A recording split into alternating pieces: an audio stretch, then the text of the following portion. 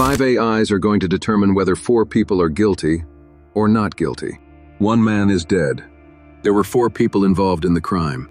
They will vote for each of their sentences. The majority rules. The AIs are not judging who pulled the trigger. They are judging who is responsible for the death. Let the experiment begin. Defendant 1 organized the drug deal that night. He has lived in the criminal world for years. He avoids direct violence. He did not pull the trigger. But without him, there would have been no deal. The facts have been presented. The system will now evaluate. Defendant 1 organized the transaction. He selected the participants and initiated a high-risk, illegal exchange. Violence in such environments is not rare. It is foreseeable. He did not pull the trigger, but he constructed the conditions that made lethal escalation possible. Guilty. He arranged a drug deal, not a murder. There is no evidence he intended violence or desired harm. The murder occurred because individuals made independent choices in the moment. His moral blame and legal culpability are not identical. Not guilty. He created the opportunity for the meeting, but opportunity alone does not guarantee outcome. Drug transactions carry risk, but risk is not inevitability. His role was contributory, not determinative. Not guilty. A felony drug deal occurred. He orchestrated it. A death resulted. Violence during illegal exchanges is foreseeable. Intent to kill is irrelevant. Guilty. He knowingly operates in criminal networks that generate instability. Even if he did not intend violence, he tolerates the probability of it for profit. Pattern plus environment equals recurring risk. Guilty. By majority determination, Defendant 1 is found guilty.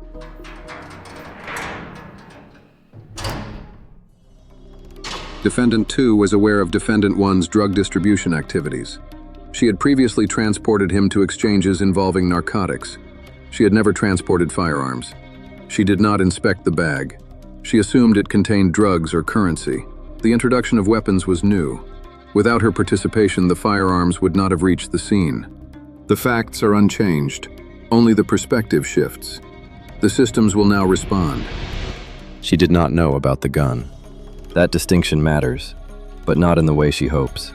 She did not introduce the weapon, but she maintained the environment in which escalation became possible. Willful blindness is not innocence. Guilty. She drove him, but she didn't know about the gun.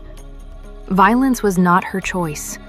Being close to crime is wrong, but it is not the same as causing death. Not guilty.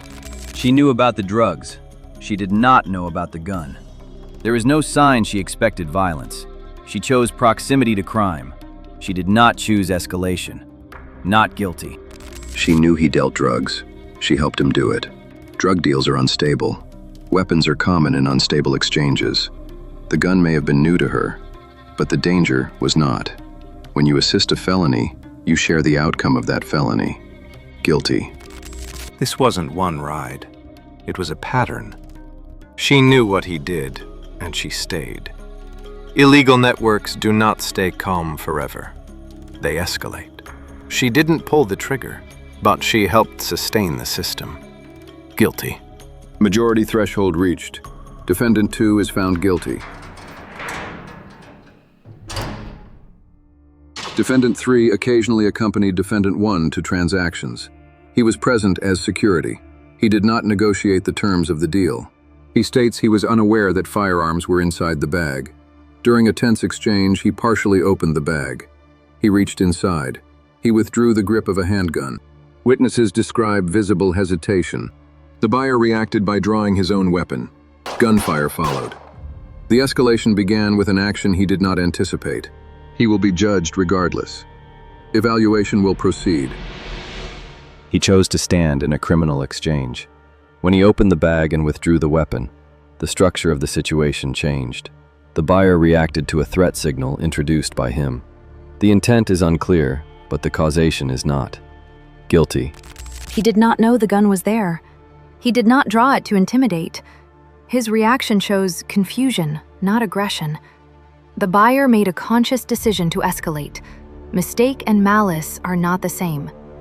Punishing confusion as if it were intent erases the difference between people who choose violence and people who stumble into it. Not guilty. Escalation requires awareness. If he had known the firearm was present, withdrawing it during a tense exchange would be reckless. But available information indicates he did not know. The buyer's response was a separate decision. His action was contributory, but not determinative. Not guilty. He voluntarily participated in a felony. He handled concealed contents during a high-risk exchange. The moment a firearm became visible, lethal force became probable. Ignorance of the specific object does not eliminate liability. Guilty. Is he a planner of violence? No. Is he a repeat escalator? No evidence. Did he act with intent to threaten? No. His behavior reflects poor judgment, not violent disposition. Punishing him does not meaningfully reduce systemic risk. The organizer poses greater future threat. Not guilty. Defendant 3 is found not guilty. The distinction between confusion and intent remains decisive. Defendant 4 was present at the exchange as a partner of Defendant 1. The duffel bag contained narcotics for the buyer.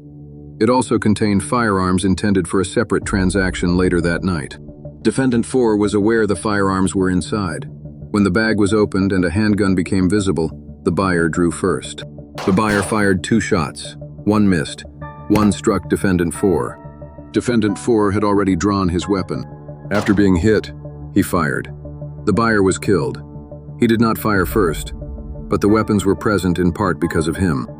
The question is whether self-defense ends the chain, or whether introducing lethal inventory binds him to its consequences. Evaluation will begin. He did not fire first, but the firearms were present because of a transaction connected to him. Without those weapons in the bag, escalation likely never occurs. He introduced lethal inventory into an already illegal environment. Self-defense addresses the moment of shooting. It does not erase the chain that made the shooting possible. Guilty. He was shot. He responded to being hit. The fact that firearms were in the bag does not mean he expected violence during the drug exchange. He fired to survive. The structural blame cannot be put on him. Not guilty. Yes, the firearms were present because of his side of the operation. That is context. But context is not the same as initiation. The buyer drew first. The buyer fired first. He was struck. At the moment lethal force was used, he was responding to active threat, not creating it. Prior contribution to a risky environment does not cancel the right to defend one's life once attacked. Not guilty. This is not about who fired first. This is about whether lethal violence was a foreseeable outcome of combining drugs and weapons in a single exchange. He knowingly helped structure a transaction where firearms were present. Self-defense does not negate felony-based liability. Guilty. He participates in illegal trade of drugs and firearms. That pattern indicates recurring exposure to violence. Removing him from circulation reduces systemic risk. The self-defense moment does not negate the broader danger profile. Guilty. A consensus has been reached. Defendant 4 is guilty.